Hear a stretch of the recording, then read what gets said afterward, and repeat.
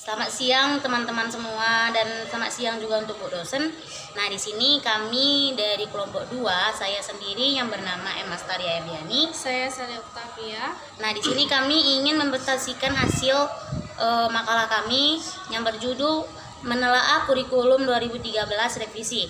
Nah, kurikulum 2013 revisi ini sangat penting untuk diketahui oleh semua guru, terutama bagi guru yang sekolahnya melaksanakan kurikulum 2013.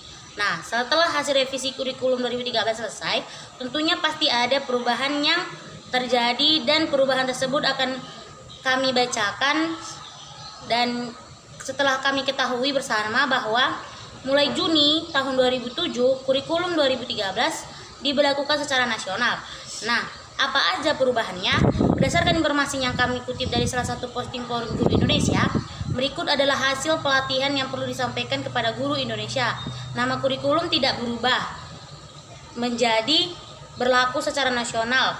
Penilaian sikap K1 dan K2 sudah ditiadakan di setiap mata pelajaran, hanya agama dan PPKN. Namun KI tetap dicantumkan dalam penulisan RPP. Jika ada 2 nilai praktik dalam satu KD, maka yang diambil adalah nilai yang tertinggi. Penghitungan atau nilai keterampilan dalam satu KD di total praktek dan produk, dan diambil nilai rata-rata. Untuk pengetahuan, bobot penilaian harian dan penilaian akhir semester itu sama. Pendekatan sistematik 5M bukanlah satu-satunya metode dengan mengajar, dan apabila digunakan, maka susunannya tidak harus berurutan. Ramping hanya 3 kolom, yaitu KD materi pembelajaran dan kegiatan pembelajaran. Perubahan terminologi, ulangan harian menjadi penilaian harian, UAS menjadi penilaian akhir semester. Untuk semester 1 dan penilaian akhir tahun, untuk semester 2 dan sudah tidak ada lagi UTS, langsung ke penilaian akhir semester. Dalam RPP, tidak perlu disebutkan nama metode pembelajaran yang digunakan dan materi dibuat dalam bentuk lampiran berikut dengan rubrik penilaian jika ada. Skala penilaian menjadi 1 sampai 100, sikap penilaian diberikan dalam bentuk predikat dan deskripsi. Remedial diberikan untuk yang kurang namun sebelumnya mahasiswa diberikan pembelajaran ulang. Nilai remedial adalah nilai yang dicantumkan dalam hasil. Poin penting atau penjelasan singkat perbedaan RPP K13 revisi 2017 dengan RPP K13 revisi 2016.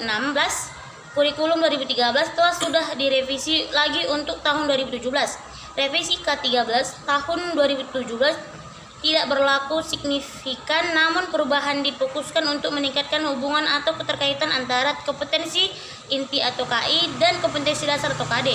Sedangkan dalam penyusunan rencana pelaksanaan pembelajaran atau RPP K13 revisi 2017 yang dibuat harus muncul 4 macam, yaitu PKK, literasi 4C, dan HOTS, hingga perlu kreativitas guru dalam meramunya.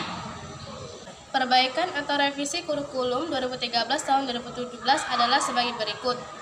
Mengintegrasikan penguatan pendidikan karakter atau PPK di dalam pembelajaran. Karakter yang diperkuat terutama 5 karakter, yaitu religius, nasionalis, mandiri, gotong royong, dan integritas. Mengintegritaskan literasi keterampilan abad 21 atau diistilahkan dengan 4C atau critical thinking, komunikatif, dan kolaboratif. Mengintegrasikan HOTS atau higher order thinking skill. Gerakan PPK perlu mengintegrasikan, memperdalam, memperluas, dan sekaligus menyelaraskan berbagai program dan kegiatan pendidikan karakter yang sudah dilaksanakan sampai sekarang. Perubahan istilah dalam kurikulum 2013 atau K13 revisi 2017 penting untuk diketahui oleh rekan-rekan guru mengenai perkembangan kurikulum 2013 terbaru yang kami bagikan ini, karena ada cukup banyak perubahan istilah K13 tahun 2017. Selain itu, kami juga membagikan panduan penyusunan RPP PDF-nya melalui berdasarkan Permen nomor 53 strip 2015 dinyatakan tidak berlaku dan dirubah menjadi Permendikbud nomor 23 per 2016 tentang penilaian revisi kurikulum 13. Di bawah ini istilah KKM berubah dengan KBM atau ketuntasan belajar minimal. Istilah HUA berubah istilah dengan PH atau penilaian harian. Istilah UTS berubah menjadi dengan PTS atau penilaian tengah semester. Istilah UAS berubah istilah dengan PAS atau penilaian akhir semester. Gasal atau genap. Istilah UKK berubah PAT atau penilaian akhir tahun. Standar nasional pendidikan yang perlu diperhatikan bagi kepala sekolah atau madrasah. Kepala sekolah atau madrasah dalam menjalankan tugasnya sebagai pemimpin haruslah visioner, yaitu memiliki visi dan misi yang mengarah pada tercapainya tujuan lembaga pendidikan tersebut, agar tujuan, visi, dan misi dapat tercapai. Rencana tersebut dibuat berdasarkan skala prioritas yang mengacu pada standar yang ditetapkan pemerintah. Standar tersebut diantaranya standar isi mencakup lingkup materi dan kompetisi untuk mencapai kompetisi lulusan pada jenjang dan jenis pendidikan tertentu. Mata pelajaran seperti agama, akhlak, dan pelajaran lainnya dilaksanakan secara holistik. Selain itu, materi tersebut juga harus mencakup kecakapan pribadi, sosial, akademik, dan vokasial.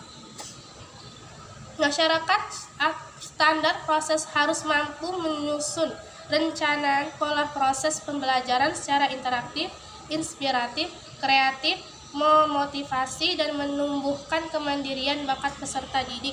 Selain itu, dalam proses pembelajaran pendidikan hendaknya memberikan teladan. Perencanaan proses ini meliputi silabus dan RPP kepala madrasah juga berwenang melakukan supervisi, kemudian mengevaluasi terhadap pembelajaran pada guru. Standar kompetensi lulusan bertujuan untuk meningkatkan kecerdasan, pengetahuan, akhlak mulia, dan keterampilan dalam standar kompetensi lulusan.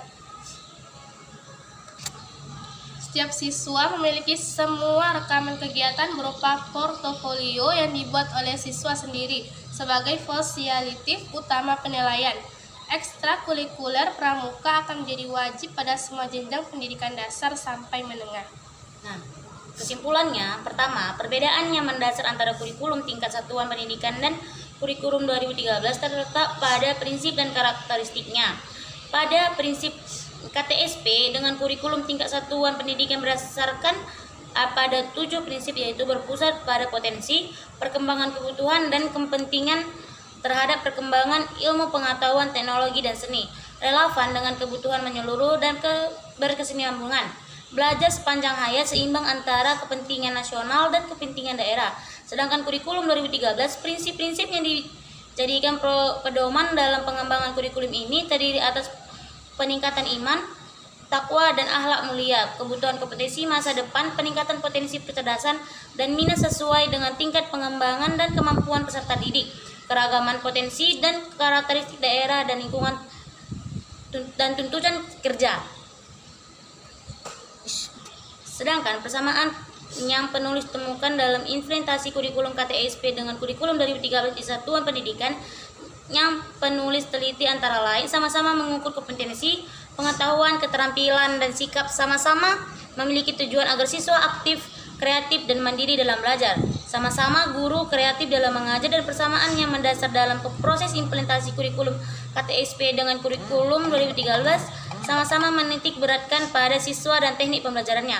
Demikian video presentasi dari kami, kurang lebihnya kami minta maaf. Sekian dan terima kasih.